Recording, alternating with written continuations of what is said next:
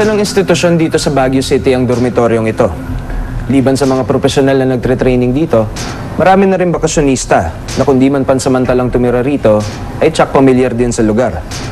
Tila naging kasama na sa kanyang atraksyon ng mga ghost stories na naging bukang bibig ng mga residente at mga turista ng Baguio.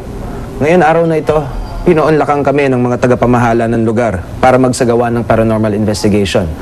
Para malaman na natin lahat kung totoo nga ang mga kwento o kung puro haka-haka lang ang mga ito. Meron doon, no? Parang hindi ko alam kung nakabitin siya. Basta meron siya doon. Ako si Ryan Eigenman. Buksan ang mga mata. Talasan ang pandinig. May narinig ako dun lumalaw sa out of order na room.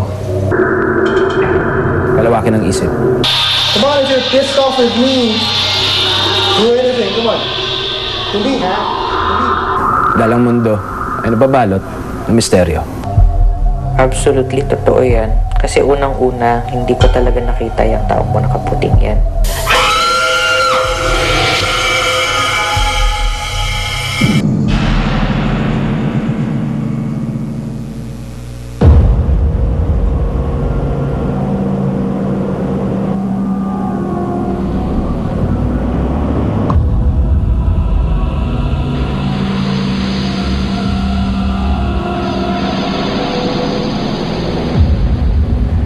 Mahigit 100 taon nang nakatayo ang isa sa pinakasikat na dormitoryo dito sa Baguio City.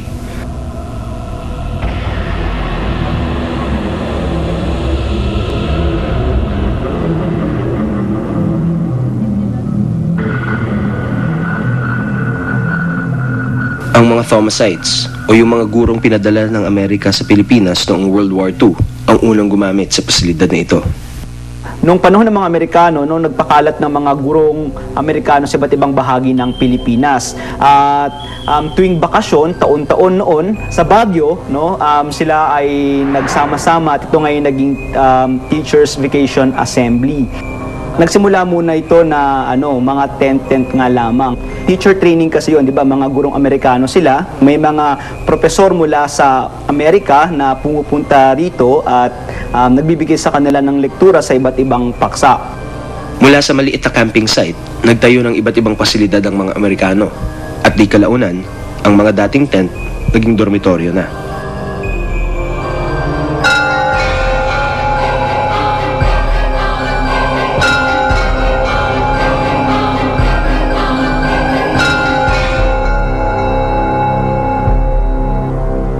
Base sa mga kwento, ang gusaling ito raw ang isa sa may pinaka-notorious na multo.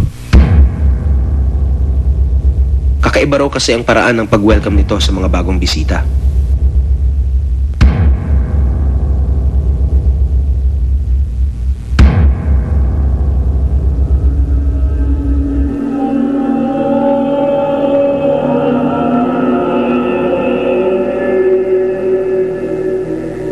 Si Jeremiah at ang kanyang mga kaibigan ang ilan lamang sa mga turistang nakaranas ng kakaibang bakasyon sa dormitoryong ito.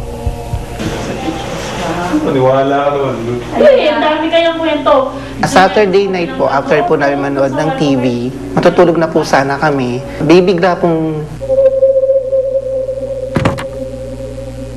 may naglalakad sa stairs. Alam po namin na walang tao sa building kasi po Saturday po, yung government po, wala pong.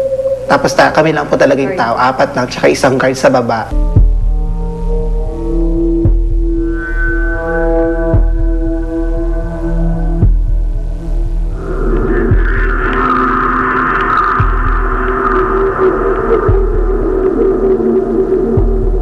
Meron daw ba?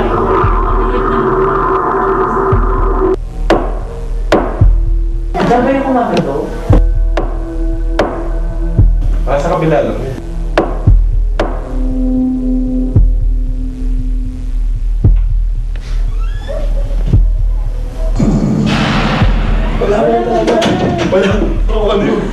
Tapos maya-maya gumagano na, may kumakalampag na, may bila na kumakalampag sa pintuan, pati sa bintana.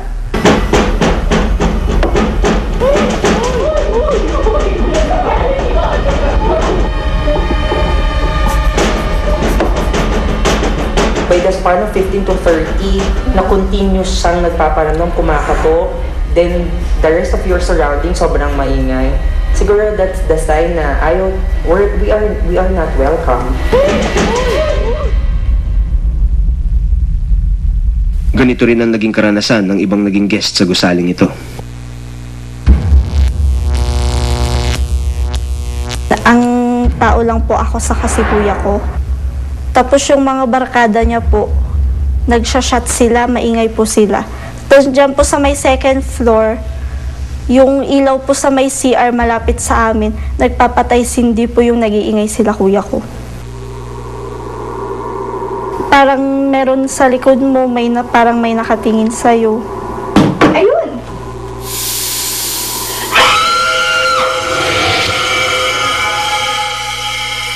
Maging ang mismong staff na namamahala sa gusaling ito, may mga nakakakilabot din na karanasan. Bumabagyo nung gabi na yun eh.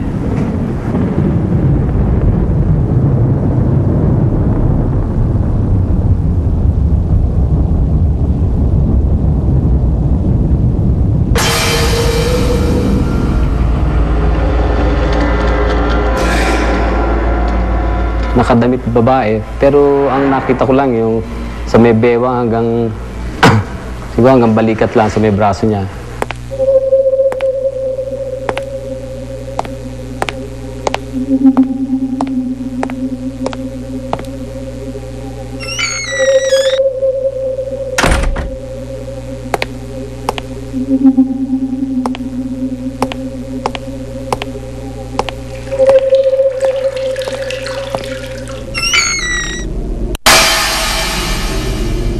Umiigib siya, no? Nung pagkakuha niya ng tubig, no? Nawala na siya. Nung una hindi ako niniwala. Eh, nung nakakita na rin ako ng gano'n na biglaan, eh, parang sabi ko, totoo yata na may multo nga dito rin. Isa sa mga patunay raw na may nagbumulto sa lugar na ito ay ang letratong ito na kuha sa labas ng dormitoryo. Sa bandang kaliwa ng babae, may mapapansin na imahe ng taong nakaputi. Simple lang siya na photoshoot ng hapon, tapos nagulat na lang ako na biglang may taong nakaputi. Ang ginawa ko, una, tinawagan ko yung iba. Tinanong ko kung may nakita silang taong nakaputing dumaan. Sabi naman nila wala. Absolutely, totoo yan. Kasi unang-una, hindi ko talaga nakita yung taong nakaputing yan. Tsaka sana maalala ko siya na dumaan all throughout dahil kakaiba yung suot niya. Pero hindi ko siya nakita. Ito nga kaya ay White Lady na tila hindi matahimik. O baka naman may mas malinaw na paliwanag ang siyensya sa mga pangyayaring ito.